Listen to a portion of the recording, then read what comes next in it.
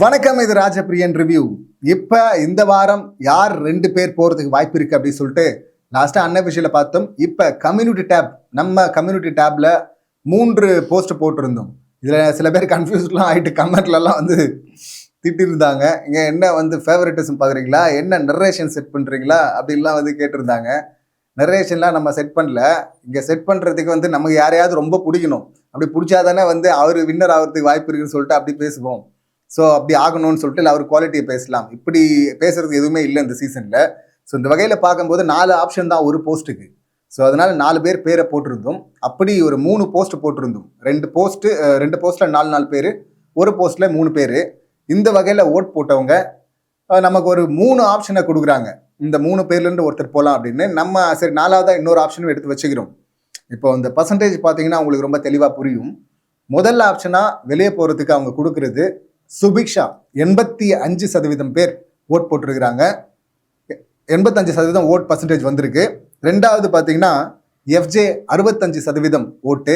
3வது சாண்ட்ரா இருக்கிறாங்க 48% ஓட்டு, 50க்கும் கீழே அவங்க 3வது ஆப்ஷன். ஸோ 2 பேரை ரொம்ப சோலோ, அதான் ரொம்ப தனியாக பிரித்து கொடுக்குது நம்ம கம்யூனிட்டி டேப். இந்த 2 பேர் தாங்க.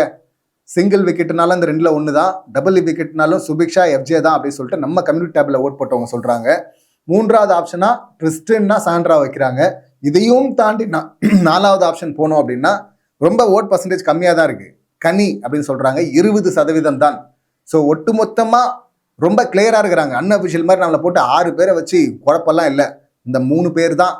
இந்த 3 பேர்லயும் பார்த்தீங்கன்னா 2 பேர் தான் அப்படின்னு சொல்லிட்டு அந்த பர்சன்டேஜ் கேப் பார்த்தீங்கன்னா அவ்வளோ பெருசு இருக்கு. இதுல சுபிக்ஷா போலாமா அப்படின்னா போலாம் தான். உள்ளவும் இருக்கிற அந்த குறும்பட கேம் ஆடாமல் இருந்தால் கரெக்டாக இருந்திருக்கும். இப்போ வியனா வந்து விக்ரமை பாயிண்ட் அவுட் பண்ணி தொடர்ந்து அடிக்க ஆரம்பிச்சிட்டாங்க. எதிர்பார்க்கவே இல்லை. நல்லா நினச்சி பாருங்களேன். சாண்ட்ரா சீக்ரெட் டாஸ்க் பண்ணும்போது அங்கே வந்து உடஞ்சி அழுதாரு. அது வேற ஒரு விக்ரம், அம்பி விக்ரம் உடஞ்சி அழுதுது. அது சாண்ட்ரா அவருக்கு ஸ்கெட்சு போடல. அதுக்கப்புறம் பார்த்தீங்கன்னா ஃபுல் ரிவெஞ்ச் மோடு தான் வருது.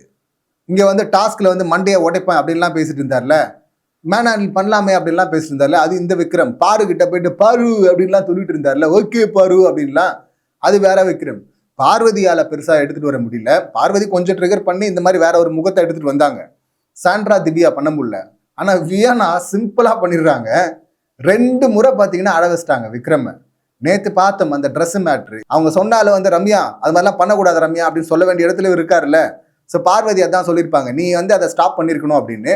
ஆனா பண்ணல. இப்ப அதுல வந்து ஒரு சென்சிட்டிவ் ஏரியா இருக்கு. ஸோ அதுக்கு வந்து அழுதாருன்னா கூட சரி, ஏதோ ஒரு சென்டிமெண்ட் ஏரியா இருக்காங்க, கொஞ்சம் தப்பாச்சுனாலும் கேரக்டர் தப்பாயிடும் அப்படின்னு சொல்லிட்டு அழுதாருன்னு கூட பார்க்கலாம். அதுக்கு முன்னாடி சாண்ட்ரா வந்து சுபிக்ஷாவை அடிச்சிட்டாங்கன்னு சொல்லிட்டு சுபிக்ஷா அழுகுறாங்க. நீங்க மேன் ஹேண்டில் பண்ணிட்டாங்கன்னு நீங்க சொல்றீங்க. ஆனா நீங்க என்ன பண்ணுவீங்க, எங்களை எல்லாரையும் உள்ள அந்த டாஸ்க் ஏரியால ஆக்டிவிட்டி ரூம்ல லாக் பண்ணீங்க. அப்போ வந்து என் கை கீறிடுச்சு. அப்போ இதுவும் மேன் ஹேண்டில் தானே அப்படின்றதும் பார்த்தீங்கன்னா ஷாக் ஆயிட்டாரு விக்ரம். அதை அவர் எதிர்பார்க்கவே இல்லை. எங்க எதோட எடுத்துட்டு வந்து கம்பேர் பண்ணிட்டு இருக்கீங்க, எந்த உலகத்துலங்க இது 2 ஒண்ணு அப்படின்லாம் சொல்லிட்டு அழ ஆரம்பிச்சிட்டா. அப்படி இந்த அளவுக்கு வேணா வந்து ரொம்ப சாஃப்டா சம்பவம் பண்ணிட்டு இருக்கிறாங்க. சிறப்பா இருந்தது அந்த சம்பவங்கள்லாம் பார்க்கும்போது. ஸோ அந்த சம்பவத்தை வந்து அதாவது வேணா கூட இருந்தாங்க, லவ் பண்ணு அப்படின்னு சொல்லிட்டு தூண்டி விட்டது இவரு.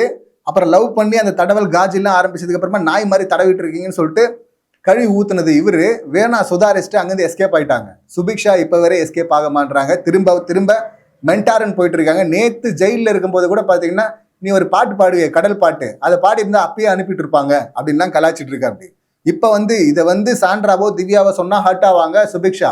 ஆனா விக்ரம் என்ன சொன்னாலும் ஹர்ட் ஆகும் பண்றாங்க. ஏற்கனவே இது வந்து சொல்லாதீங்க விக்ரம், இதே பாட்டு தானே அப்படின்னு ஒரு இடத்துல சொன்னதுக்கு வந்து வெளியே வந்து ஃபீல் பண்ணிட்டு இருந்தாங்க. அந்த ஆள் திரும்பவும் அதே காமெடி பண்ணிட்டு இருக்கான். இப்ப திரும்ப 2வது முறை சுபிக்ஷா கேட்டிருக்கணும்ல, ஸ்ட்ராங்கா கேட்க மாட்டாங்க. ஏன்னா சுபிக்ஷாக்கு ஒர்க் ஆகல, வெளியே போக வேண்டிய நேரம் வந்துருச்சுன்னு நினைக்கிறேன். போன ஸ்கூல் டாஸ்க்ல வந்து எஃப்ஜே வேணா பண்ணதுக்கு 2 பேரையும் கொத்தா தூக்கி வெளியே போடுங்க அப்படின்னு சொல்லியிருந்தோம். நாமினேஷன்ல வந்திருந்தா அவங்க தான் ஃபோக்கஸ் இருந்திருக்கும். என்ன பண்றது, கூடவே இருந்த சுபிக்ஷா சிக்கிறாங்கன்னு நினைக்கிறேன். டபுள் எவிக்ஷன் அப்படின்னா எஃப்ஜே சுபிக்ஷானா அப்படிதானே புரிஞ்சுக்க முடியுது. பாவம் தான் சொல்லணும். அடுத்து எஃப்ஜே தம்பி பண்ண வேலைகளுக்கு ஆதிரை கூட பண்ணதுக்கு, அதுக்கப்புறம் இல்லை அது வேறன்னு உருட்டுனா வியனா கிட்ட. அப்புறம் வியனா கிட்ட இருந்து இப்ப அரோரா கிட்ட ஜம்ப் அடிச்சிருக்கிறான். இப்ப வியனாவை குறை சொல்லிட்டு இருக்கான். வந்து வியனா வந்து டோன் மாத்தி பேசுறா, அப்ப நடிச்சிருக்கா இப்ப நடிச்சிருக்கான்னு. ஆதிரைக்கு வந்து வெளியே பாய் ஃப்ரெண்ட் இருக்கான், இங்கே ஒரு லவ் கண்டென்ட் பண்றான்னு எல்லாத்துலயும் இருந்தான். எல்லாத்தையும் பண்ணணும்னு ஆசைப்படுறான். அதாவது ஈவில் மைண்ட் ஈவில் ஸ்மார்ட் அப்படின்னு சொல்லிட்டு அரோரா சொல்லிட்டு இருந்தாங்க. அதாவது எல்லாம் வேணும்னு நினைக்கிறான், எல்லாத்தையும் அனுபவிக்கிறான் மனசால, பண்ணிட்டு இது இப்படி தெரியக்கூடாது அப்படிங்கிறதுக்காக வேற ஒன்று ரெஜிஸ்டர் பண்றான் அப்படின்னு. இது ஒரு டுபாகோர்ல 1ஆம் நம்பர் டுபாகோர் கேம்ல இது.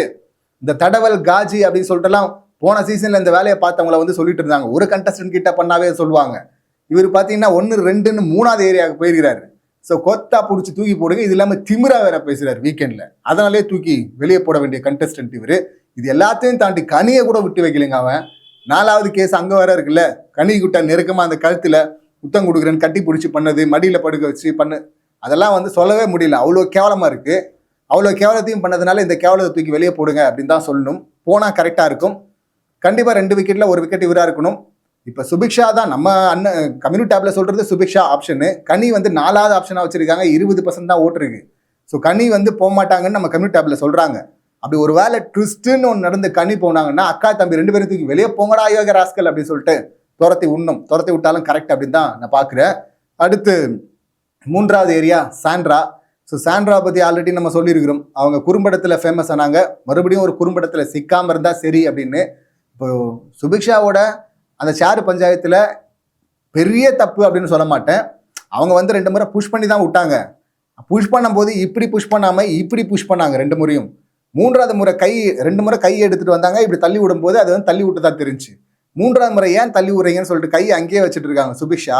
அப்போ வந்து இவங்க எடுத்துகிட்டு வருவாங்கன்னு 2 முறை பண்ண மாதிரியே 3வது முறை இப்படி பண்ணதும் அடிக்கிறீங்க அப்படின்ட்டாங்க அவங்க. ஸோ அடிக்கிறது இல்லை, முதல்ல சேரில் போய் உட்கார்ந்ததே தப்பு. ஆல்ரெடி ஆள் இருக்காங்களா, எழுந்துருன்னு சொல்லலாம், இல்லை வேற மாதிரி டீல் பண்ணலாம். அப்படி பண்ணாமல் அவங்களுக்கு ஒரு ஸ்பேஸை கொடுத்து அப்படி பேசுனது தப்பு. இதில் ஸ்கூபிடுன்னு சொல்லிட்டு திரும்ப திரும்ப திரும்ப ரெஜிஸ்டர் பண்ணுறது, அது வந்து ஒரு கேரக்டரை மட்டமாக இல்லை, ஒரு கம்யூனிட்டியை அவங்க ரொம்ப தப்பாக நினைக்கிறாங்களோ அப்படின்னு அந்த பார்வையில் நம்ம பார்க்க தோணுது. ஏன்னா வந்து மீனவம் பொண்ணு அப்படிங்கிறத பேக்ட்ராப்பை வச்சுக்கிட்டு வந்து ஒரு கேம் ஆடுறா, அதை உடச்சி காட்டுவோம் அப்படின்னு சொல்லிட்டு பிரஜனும் சாண்ட்ராவும் திவ்யாவும் பேசியிருக்கிறாங்க. குறிப்பாக சொல்லலாம், பிரஜன் அதை கடல் கண்ணி அப்படின்னு சொல்லிட்டு ஆரம்பிச்சாரு. அதுக்கப்புறம் இவங்களும் சேர்ந்துக்கிட்டாங்க. இதை வந்து என்னவா பார்க்குறீங்க? நாயின்னு சொல்றதுன்னு அர்த்தம் என்ன? அது நீங்கள் உதாரணத்துக்காக சொல்லலை.